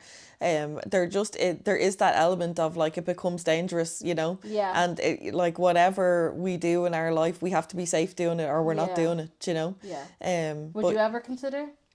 I did, like, I was Really? like, especially Catherine Connolly inspired me no end, gal. If you, in case you haven't picked it up, She's very inspiring. I think she's so inspired inspirational, so gal. Like, honestly, I just find her, like, just we, myself and Dee were speaking in the car when we were driving up here, and I was telling her that, like, every time that I see that clip from Catherine Connolly on How to Gael, on that podcast, and she's speaking about the power of women, it literally makes me just want to burst into tears. I just feel like I have such a passion for women. I was raised in a house where, like, you know, the girls are grand, but, like, the boys are amazing. Really? Do you know, like, so, like, my brother could do nothing, and he was still the best thing in the world, whereas I could have cleaned the house, done all the skirting boards, done the windows, washed the car, whatever, and it'd be like, why didn't you put that plate in the dishwasher? Wow, Do you know? yeah. So, like, I think being raised in a patriarchy, but then being raised in a house where that is the norm. The norm, like men are just praised and praised and praised, and you can work and work and work and work,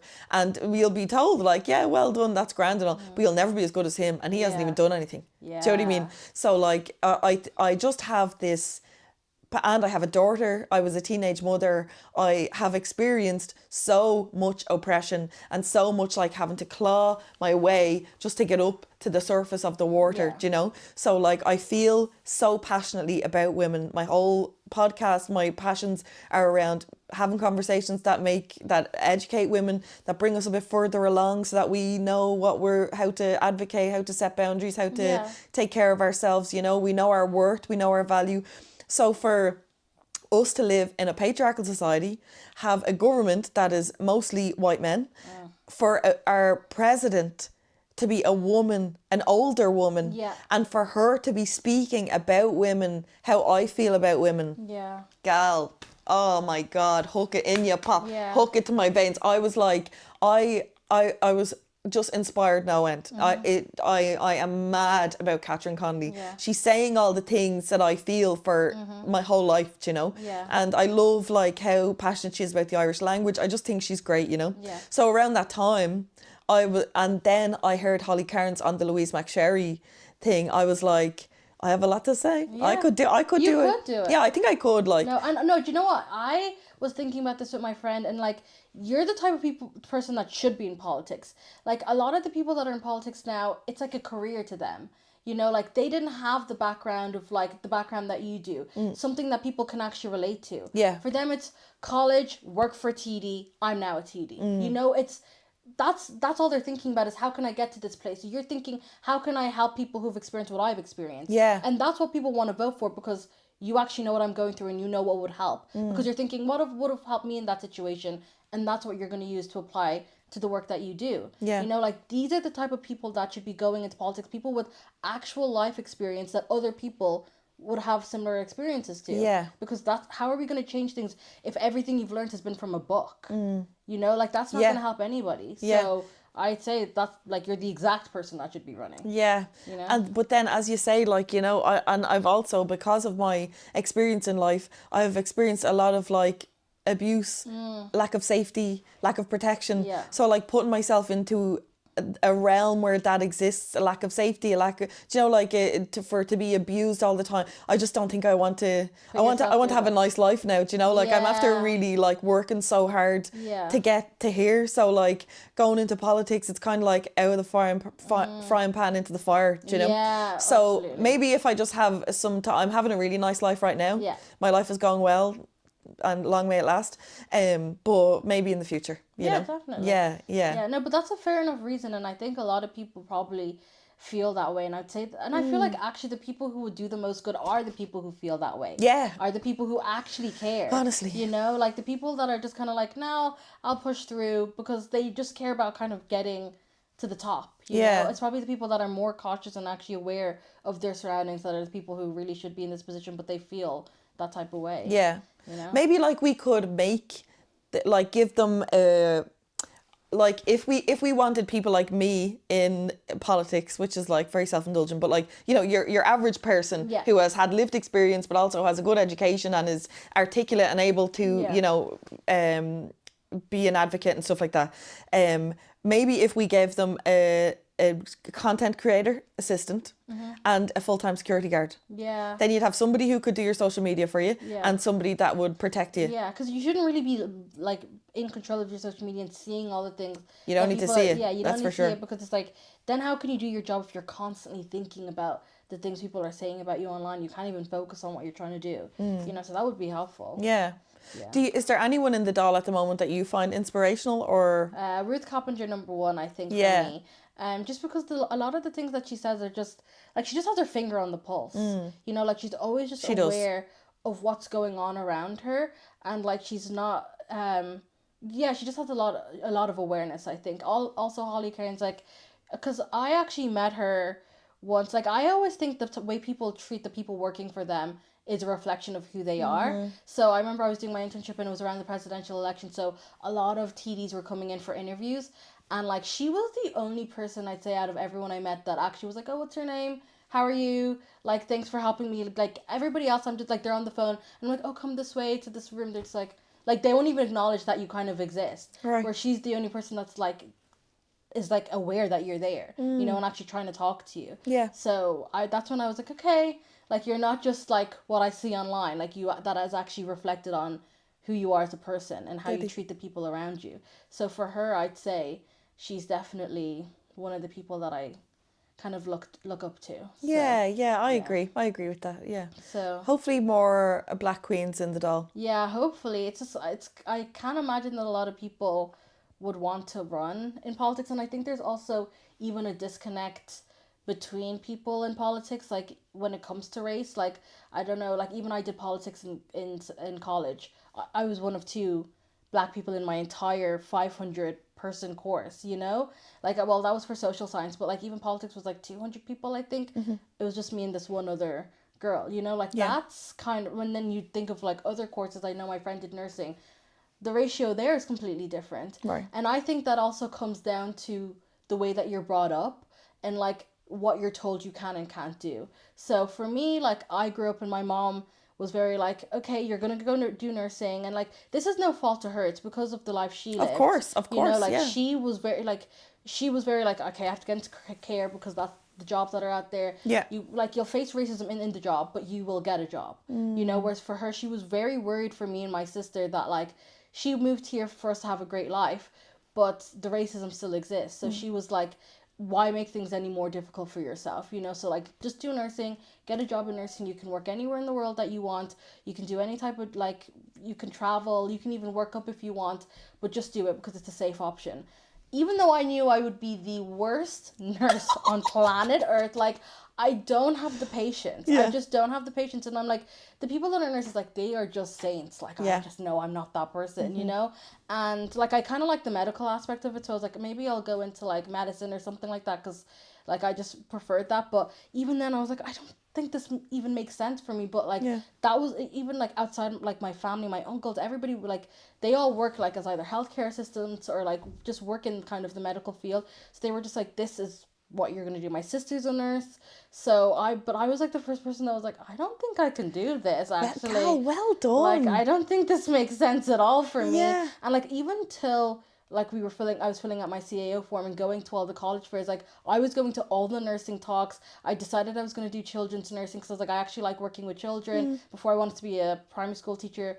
Then I did my work experience in the primary school and I was like, no, thank you. The kids are very chatty. So I was like, I don't think I can hear. Too much chat out of you. I don't like all the whys every few minutes. Like, there's no why. It's just you have to do this, you know? Like I don't like all the whys. Yeah, I don't like, why do I have to do this? You just do. You just do. Yeah. So I was like, I don't know. But I was like, okay, but maybe children's nursing isn't as bad. Like, because I do like working with kids. I just was like, I think as a teacher would be overwhelming. Yeah. But yeah, so I was even going through all the talks for so long. Even my friends kept saying to me, Dee, you're not going to be a nurse. This makes no sense for you at all. And then one of my history teacher, she was my history and politics teacher, she had to sit me down and be like, this doesn't make sense for you to be a nurse. Like, thank God for her. Yeah, thank God for her. And she gave me a leaflet to the social science opening day in UCD. And she's like, go to this tomorrow. Just have a listen. I think this would be perfect for you. Just go. So I went with my friends and I was like, this is it. Like, this is perfect. This makes more sense. Like, because at one point I was thinking psychology. I was like, I want to work with people and I want to help people. But I'm like, in what way, you know? Like, I just knew that nursing wasn't for me. So then I went to it and I was like, okay, I'm going to do politics for sure. Wow. And then I did, and I was like, okay, I need to choose something practical as well, because you can do like a double major. I wanted to do history, but I was like, okay, I'll do something like communications, because I was like, okay, that's still one that you could be hired outside of like after you graduate. So then I did politics and communications, but yeah, like that's the thing where it's like when your parents are immigrants, the life that they've lived kind of is pushed onto you because they're kind of projecting a lot of what they went through. So I think a lot of people when they're growing up, they're like, well, my mom went through this, so I'll go through this. And like they're just like, and I understand it's worrying for them to see their kids grow up and go through these things and you're scared for what's going to happen to them. But I was like, I can't live my life thinking through that lens of fear, basically. Yeah. But I think a lot of children of immigrants, are told to take the safe route, Yeah. which is nursing. Like even my friend who's a child of an immigrant, her mom's a nurse. She told her to do nursing. She hated nursing. She went through the whole 4 years, hated every second of it, but and she wanted to do law. She went through the whole 4 years. She's a nurse now, you know, and like it was so hard to watch her go through all of that when she knew from day dot this made no sense for her. But that's the case for so many people who are children of immigrants, where it's like you have to take the safe option because you're so scared of not being able to find a job because of your race. Even your name, like they have done studies about like names when you're applying for a job, like if you have a foreign sounding name and like a white sounding name like Irish or even like British, whatever, if you have the white sounding name, exact same CVs, they'll go with the person who has the more white sounding name. Yeah. Or even if you have the better CV, they'll still go with that person just because of the like, and a lot of time it's unconscious bias. Yeah. You know, it's not even them trying to be like, I don't want any foreigners working here. It's just the way that people's brains Well, people seek familiarity. yeah. So it's like just the way that people's brains think. So I think And also racism. Oh yeah, Yeah, for no, sure. It, like for it sure. definitely Yeah. is like the case for a lot of situations. Yeah. But I don't know. I think times have changed obviously since my mom. She moved here in like 2000, like 2001 or something. So times have completely changed. Like the life she lived is not the same. Like when I was born here, perfect English. Like I grew up learning, like speaking English as my first language. So, and that's the same for a lot of children of immigrants. So the experience that we have will not be the same as our parents. So you just kind of have to try and detach from the fear that's been instilled in you. Yeah. And just take a leap of faith, which is what I did. But I think for a lot of people, it's kind of hard. That's almost too hard. It's too hard. If all you're hearing is you're not going to get a job if you try something at, like, if you even just to go with your gut, like how many like children of immigrants are in the humanities or in the arts or anything like that because of that fear that that's not a real job, that's not a real course, that's not, like, what are you going to do with that, you know? It's medicine, it's engineering, it's like it's nursing, like those are the things. It's you got law, you do this, you get a job, period, point blank. Whereas I was like, if I don't get a job, I'll figure it out after. But I can't go through 4 years of a course I absolutely hate. I won't make it through. And even though I loved politics and I loved communications and all these things, and I did my minor in social justice, even though I liked those things, college is hard, you know, and I struggled through college, like just all the like readings and stuff like that. Like I found that overwhelming. Yeah. So if I was doing that with a college course I didn't even like, I would have dropped out first year for sure, you know? So I think it's hard. Like, I think through that lens of like the child of an immigrant, it's really, really hard to kind of break past that. Yeah. You know? Yeah. So. Wow, Gal, thanks for sharing.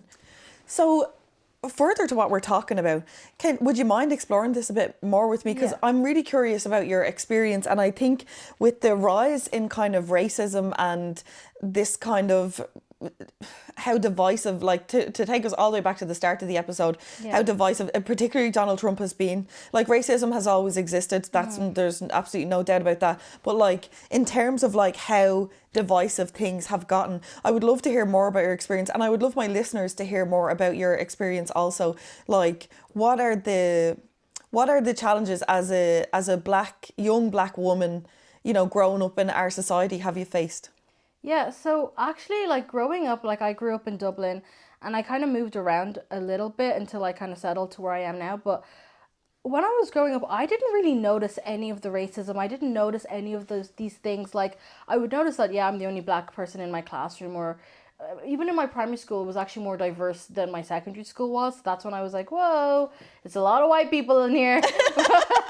But like that's the one thing I noticed. I was like, oh, like there's only one other black person in my entire year of like 60 people. That's when I was like, okay. And like it was, I mean, there was different nationalities. Are you saying this is in secondary school? Yeah, secondary school. Whereas like my primary school was a bit like still not great, but a bit more diverse, you know?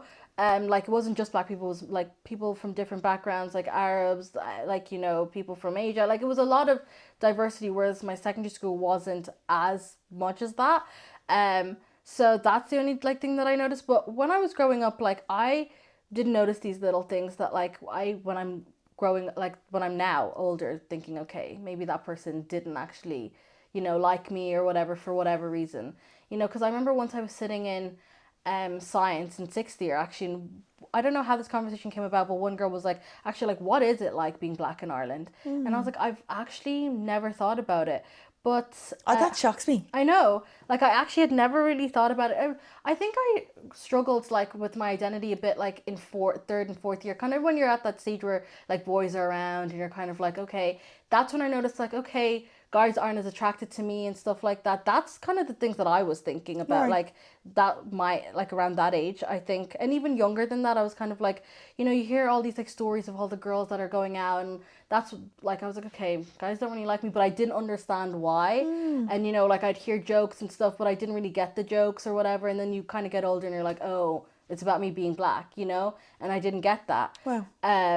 But even then I'm like, okay, well, thank God for ignorance. Like I still was able to kind of get through my childhood not thinking too much about it. I'm actually so glad to hear that, because like it's shocking for me to hear that you didn't think about like your like you weren't consciously thinking about like what it was like for you as a black person growing up in Ireland, because like I think about it all the time. Really? Yeah, I Yeah. think about it all the time. Yeah, I think about it a lot now, because when the rise of racism started happening now, that's when I was like, what is going on, you know? And I actually, that it started making me reflect. Like, I think 2020 was the point for me after George Floyd happened, and then Yeah. we had kind of like our own movement here. Yeah. That's, and we were like, there was marches and people were like learning about it. I was like, I'm also learning now, because like, not that I was whitewashed or anything, but I grew up in a predominantly white area. So I had some black friends, but nowhere near as like if I feel like if I'd lived in Blanche or some other places where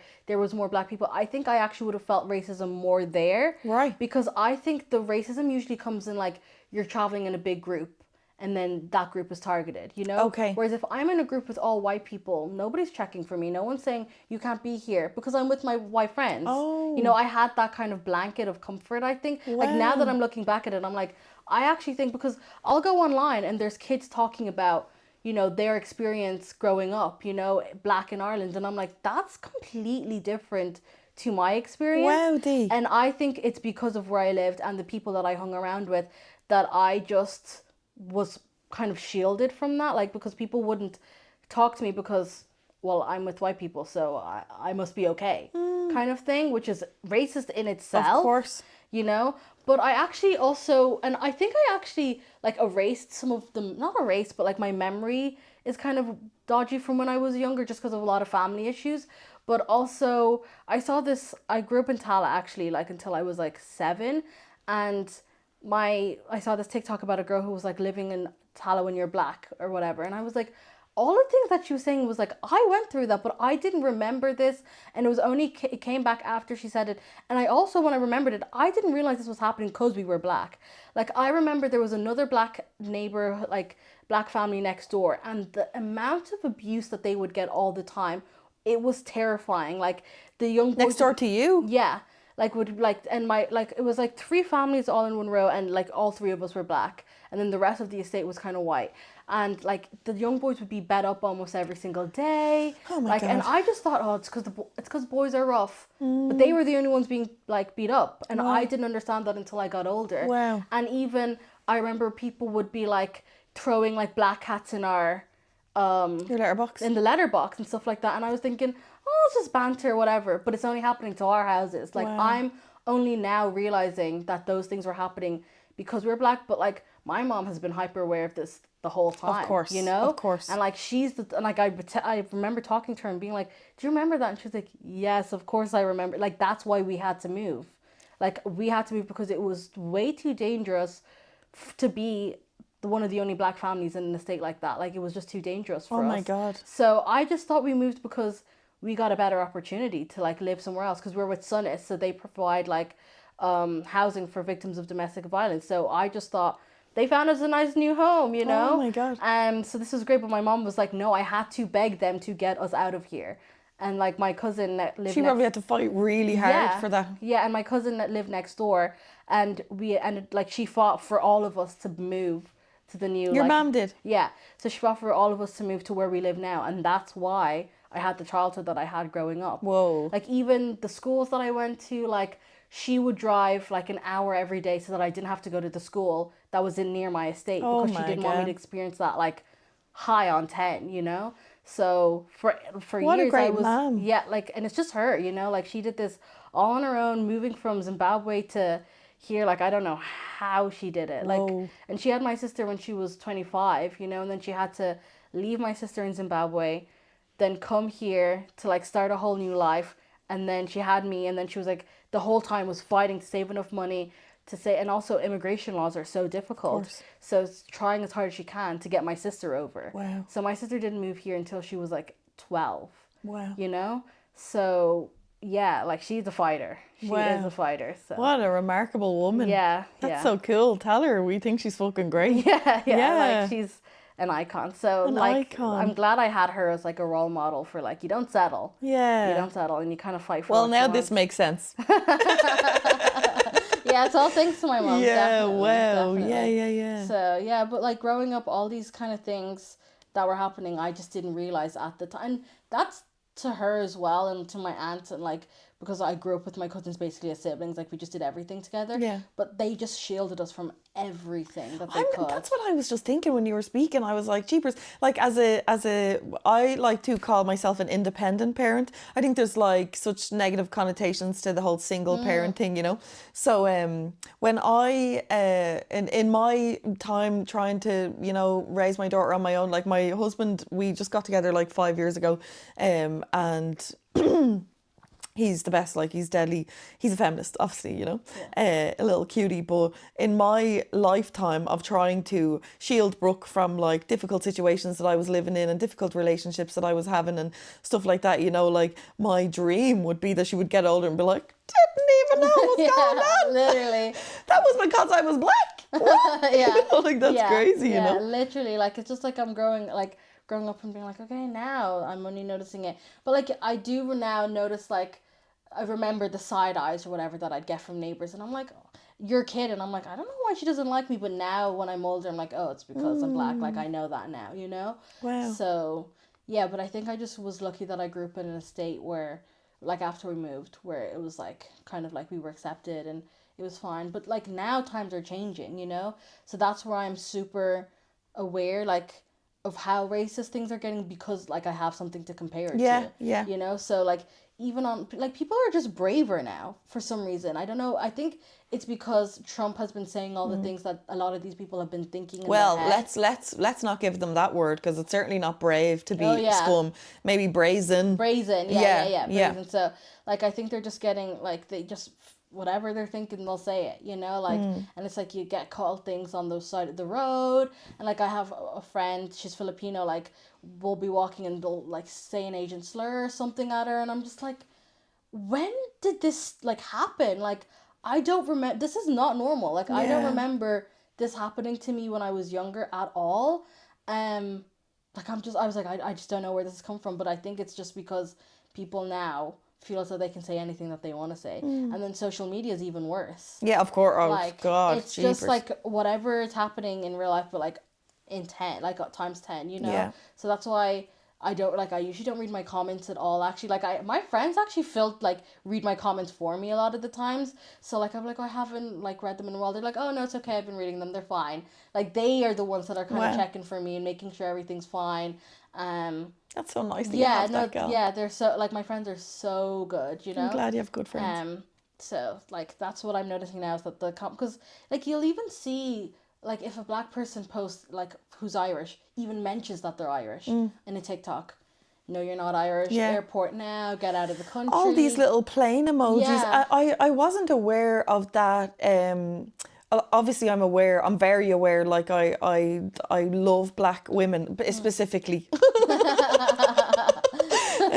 So like I'm very aware of their experience, and I like to advocate and do my bit. You know, I do take it as a personal responsibility to make sure that black people from the black community feel safe around me. So like, say for example, when I'm in the forest with my I was in the forest recently with my nephew. I do this on my own, but it was a really good learning moment for my nephew.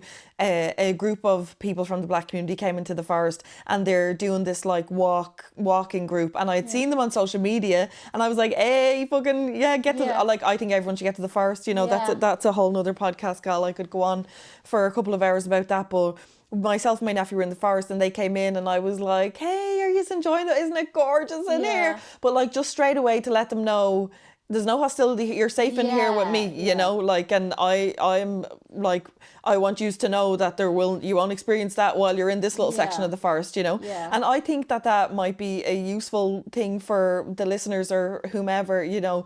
There is such an increase in racism in our country and there's such a maltreatment of people who are other and othering them is the problem, you know? Like we're all humans, chill, you know? But I said to my nephew, you know, when I had a few interactions with a couple of the gals and they're all, you know, fab and out in the forest enjoying themselves, which I just love to see. We all deserve it, you know. And I was like, they left and I said to my nephew, you know, like I made a conscious effort there to make sure that those people know that they are safe with me and you in this forest. Like we're in an enclosed area in the forest and I want them to know that like they're not going to, because I'm sure you have to go through the world kind of assessing situations, every day you know? of my life being like, who's around me? Like Exactly. I get on the bus, I'm like, I hope someone like who doesn't hate me sits next to me, or like I'm walking, like that's all I'm thinking about. And obviously we have that experience as women, we have that common experience as women, but I can't believe and can't imagine what it would be like to have them live in the world with the level of misogyny there is and being catcalled and being, you know, smile love and all these fucking stupid things that happen, and that's on the lower end of the scale, you know. We have assaults and femicide and all the things that are happening, but also to have like the colour of my skin now being also an issue, like fuck, do you know? Like, so I do think it's our responsibility as people, white people who have this privilege, to ensure that black people, at least in our immediate vicinity, are safe and that they know like we're cool. And you don't have to be, you know, I'm an ally, but like just like, what's up, oh, you're all having a good time, we're having a good time too, we're all equal here, we're all doing okay, you're safe here, do you know what I mean? I do think that we should take that as more of a personal responsibility. I personally absolutely enjoyed that. I agree because it's nice. Like I feel also another thing that me and my mum, I feel like we used to face more racism when like it was my family, like because we'd all be black, so that's why I feel like I noticed also the whole like being in a white friend group, the kind of protection that came with. But like even my mom wanted to do the thing where we try different pubs around the country, and then like I think after a little while we stopped doing that, and I remember thinking, why did we stop doing that? And it's only now that my mom was like, because the people did not want us around, kind of thing, like you'd just be getting looks all the time. And I remember she said that we went to Galway, and I don't know how she has managed to do this, but I have the best memories of all these trips. Wow. You know, like even the Galway trip, Give her my number. I need to talk to this gal.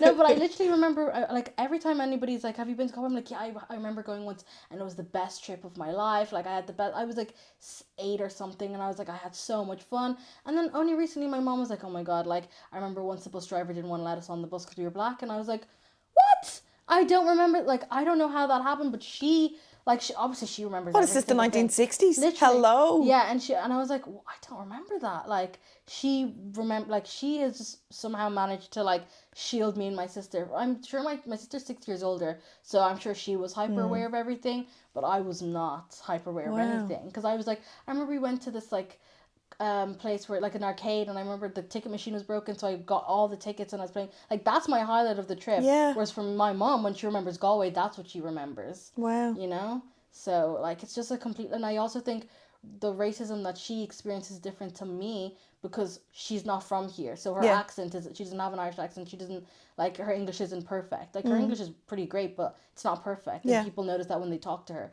So I think that's kind of like the experience that she would have if she was to think about life in Ireland in the early 2000s.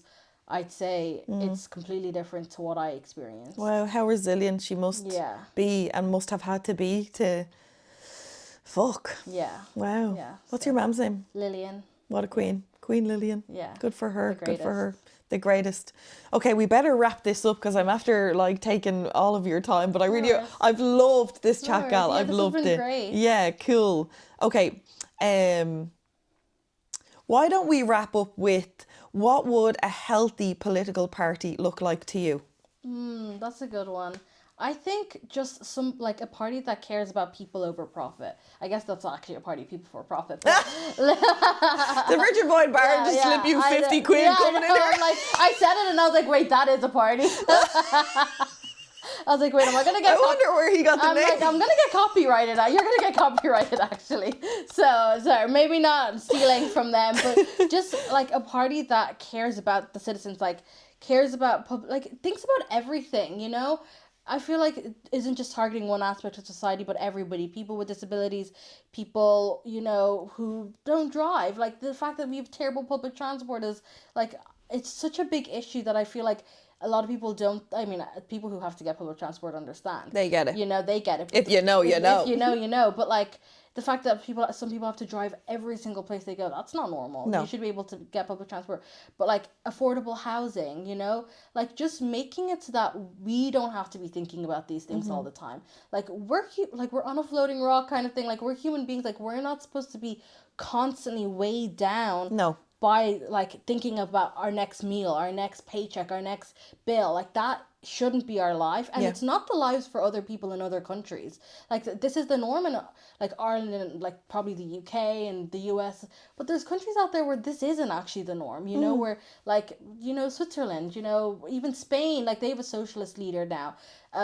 So, like having leaders like Zohran Mamdani who actually, like, says, if I'm going to do this, I'm going to do this. Yeah. You know, like, even the little things, like he says, we're going to fix all the potholes. Yeah, took the words out of my mouth. Literally, we're going to fix the potholes are fixed. Yeah. Like, if you say you're going to do something, just do it and don't make it a big thing where it's like, well, we can't, like, the bureaucracy, getting rid of the bureaucracy and saying, we can't do this because we have to talk to that person. Like, no, just do it. Yeah. Like, it doesn't have to be this big conversation every single move that you make. Yeah. You know, so a party that understands that, being able to have, like, access to decent public healthcare, to know that if I was to get sick today, the doctors and nurses that we have in this country, perfect, the highest of standards. It's the equipment that they have to work with. Is it? Yeah. Yeah, the equipment they have to work with, the systems that they have to work with, being overworked because we don't even have enough doctors and nurses. So people that understand that and want to bring our nurses home. Yeah. You know, like, people want to come home, but they can't. Yeah. You know, and also creating a welcoming environment so that people who want to move here can move here and contribute to society like they want to do. Yeah. You know, so I think my perfect party would be people that just care. Yeah. And are aware of the people around them and that their background is, like, even me, I'm like, politics as a background for, like, going into politics, I don't even think is a great one because I feel like you're so clinical about things and you're so, like, textbook kind of thing. Like, I would want someone who kind of like you has a background of, like, just life experience. Hey, you know? thanks, girl. You know, so I feel like I want people who've lived a life and know exactly where the cracks are because they fell through those cracks. You know? So Oh, yes, that's gal. what I would want. 100%. Yeah. Something struck me when you were speaking. You know that term, you know that saying, from your lips to God's ear? Yeah. If we were able to have, like, a healthy system, a healthy political system, and we removed all of that bureaucracy, it would be so cool if we could have it, like, from the citizens' lips to the Taoiseach's ear. Yeah. You know, like, instead of, like, because at the moment they're just so disconnected. They're so, like, we have leaders' questions, and, like, where the leaders, like, we can ask well, not us, but the people that we elect can ask the Taoiseach questions. No one pays attention to that. No one pays attention to that, and they don't care. Yeah. Like, you can see, there's videos of me and Martin just sitting there for hours, like, when is my lunch break? Gal, I was You in the know? Dáil for survivors of domestic violence. The bill that was going through the Dáil around the use of counselling notes in Yeah, like, that's an insane. hell's done insane it. rule, For no yeah. other crime is counselling notes used, but Yeah. oh my god. It's just victim blaming. Yeah, point blank. you know. But your man, Jim O'Callaghan, was scrolling on his phone. And so at one stage, like... Don't get me started on Jim O'Callaghan. Yeah. I mean, on my podcast, we have friends of the pod and enemies of the pod. He is enemy number one. Yeah, on the pod. yeah. I'm not Yeah. surprised. Yeah. But he was scrolling on his phone for ages. And we were like, initially you're like, oh, maybe he's like looking up something to respond or whatever. But then, like, I was like intently watching him because I was obsessed with the fact that like I hadn't been in the Dáil before watching a debate. So like one party gets up or one member of a party gets up and says their thing, and then another member, and then maybe the next party, two members each one will get 10 minutes each or whatever. And number one, they don't even have to look at each other. Yeah. He can be like reading something, scrolling, whatever. But when he was scrolling, and these people, some of the people were making excellent points that I obviously really believe in and agree with. And he was like scrolling on his phone. Now, I couldn't see what app it was, but he wasn't like looking for something, you know what it looks like when someone's like looking for the answer to something, and then they put the thing down and they write it down and they're like, right, I'll use that to respond in a minute. He was just scrolling away. Yeah, he doesn't scrolling. So I called over one of the men that were like the security. No. A few of the TDs that had made speeches came up because we were all in the gallery, and they came up because they had been advocating for us, you know. So they came up and they shook our hand, and I said, thank you so much for advocating for this group, like we really appreciate it, whatever. And I said, I have a question, and they were like, yeah. And I said, is he allowed to just scroll on his phone? Like, is he like, is there not like a rule that you have to like look at your colleague when there's a debate, like surely? And they said, well, he could have been looking up something, and I was like, yeah, that's what I thought, but I don't think he was. Like just on the way, the vibe that it was, it's a strange setup, you know? Yeah, definitely. Yeah, we could like, fix that. They just don't care. Like it seems that way. And even when like the government responds to the opposition, you can tell that they didn't hear what they were saying. They were just thinking, how am I going to respond to this? Yeah. You know, like, because they won't even mention what the opposition has said. Yeah. They just have like something already, a script said, ready for them to go. Yeah. You know, so before they got there, they've already decided what they're going to say. Yeah. And that's it. Yeah. Sure. So how's that supposed to work? It doesn't. What's the point in the debate? They could have just submitted a document to each other. Yeah. You know? And a lot of the times they'll be like, oh, I'll get back to you. Yeah. You know, and then the opposition member who's asked them the question is now chasing them for did you get back to me? Like, can you like send me the document that you said you're going to send, you know? Yeah. And we don't see all of that. No, we don't see any of it. No. Yeah. It's hard. Well, Dee, Gal, thank you so much for coming on Healing Gal's podcast. I have loved this chat with you. Me too. This is really fun. You might come back when you're back from your travels. Yeah. We might do it again. Yeah, this is great. Yeah. I thought it'd be like more nervous, but the more I got into it, I was like, okay, this is actually not too bad. You can tell you're a podcaster, Gal. Thank you. The chats were flowing. Thank you so much. Thank you. Sure, I'll see you again in the future. Yeah, thanks, Angel.